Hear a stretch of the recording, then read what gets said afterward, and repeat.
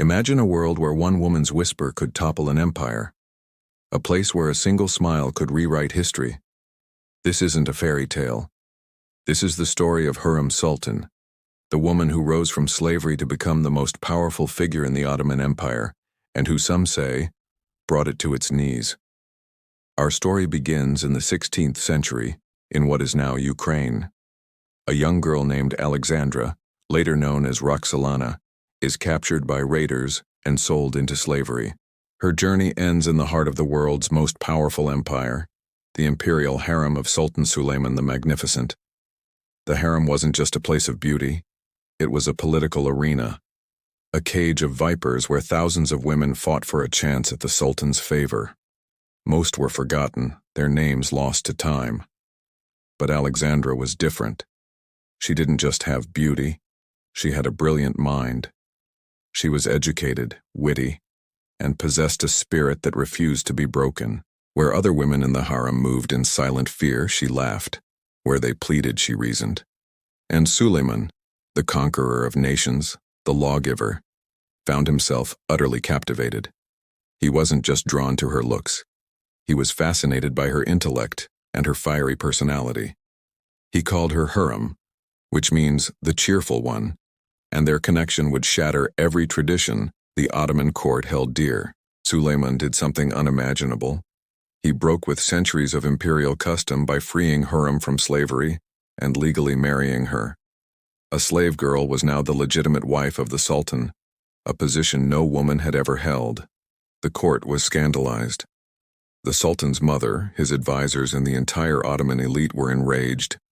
This foreign woman, this upstart from a faraway land, had bypassed the established order. The harem, once a carefully controlled political tool, was now the personal domain of one woman. But Hurrem's ambition didn't stop at becoming the Sultan's wife. She became his closest confidant and political advisor.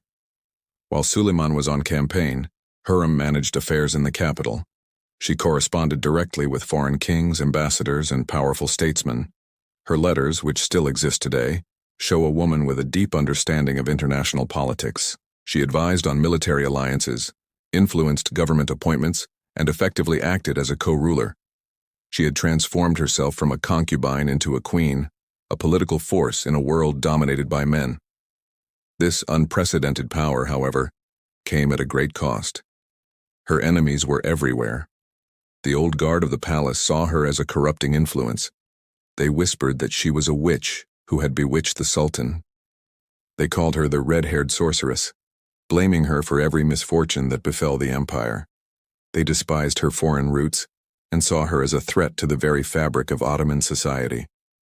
And at the heart of this conflict stood one person, Shehzada Mustafa, Suleiman's eldest son and the heir apparent. Mustafa was everything an heir should be. He was handsome, brave, and deeply loved by the army and the people. He was the future of the dynasty. But to Hurrem, he was the greatest threat to her own sons. In the ruthless politics of the Ottoman court, only one prince could ascend the throne. The others were often executed to prevent civil war. Hurrem knew that if Mustafa became sultan, her own sons would likely be killed. And so began a silent, deadly war within the palace walls. Working with her ally, the Grand Vizier Rustem Pasha, who was also her son-in-law, Hurrem began to weave a web of suspicion around Mustafa. Rumors were spread, and forged letters were created, all designed to convince Suleiman that his beloved son was plotting to overthrow him. The seeds of paranoia were planted in the Sultan's mind. The climax came in 1553, during a military campaign against Persia. Suleiman summoned Mustafa to his tent. The prince, confident in his father's love and his own innocence, went willingly. He was met not by his father, but by imperial executioners. Within moments, the empire's most promising heir was strangled with a silk bowstring, the customary method for royal executions. The news of Mustafa's death sent shockwaves through the empire. The Janissaries, the elite soldiers who adored Mustafa, were on the brink of rebellion. They openly blamed Hurrem and Rustem Pasha for the murder. To them, she was no longer the Sultan's wife. She was the foreign usurper who had poisoned the royal bloodline and murdered its rightful heir. A shadow fell over Suleiman's reign, a darkness from which it would never fully recover. The execution of Mustafa fractured the dynasty.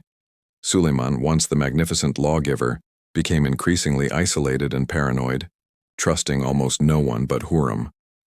The principle of succession, once clear, was thrown into chaos. Hurrem's own sons, now without Mustafa as a rival, began to turn on each other. Her son Cihangir, who had loved his half-brother Mustafa dearly, died soon after, reportedly from grief. After Suleiman's death, her other two sons, Selim and Bayezid, fought a bloody civil war for the throne. Bayezid was eventually defeated and executed, leaving only one son to inherit the empire, Selim. He would go down in history not as a great conqueror, but as Selim the Drunkard. Hurrem herself died in 1558, 8 years before Suleiman. The empire officially mourned the woman who had captivated its greatest sultan for decades. But behind the scenes, many saw her passing as the true end of the Ottoman Golden Age. Her rise had fundamentally changed the empire's structure. She had proven that a woman could wield immense power from within the harem. After her, this model became the new norm. For the next century, the empire entered a period known as the Sultanate of Women, where powerful mothers and wives of sultans ruled from behind the throne. The harem became the true center of politics, a hotbed of intrigue, conspiracy, and assassination. The sultans themselves became weaker, often mere puppets in the hands of the women of the palace.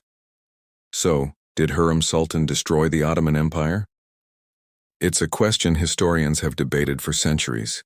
If by destroy, you mean she shattered the old traditions and broke the established rules of power, then yes, she did. She rewrote the playbook for an entire empire. But if by destroy, you mean she caused its ultimate ruin, the answer is more complex. Perhaps she didn't cause the decay, but merely exposed the cracks that were already there.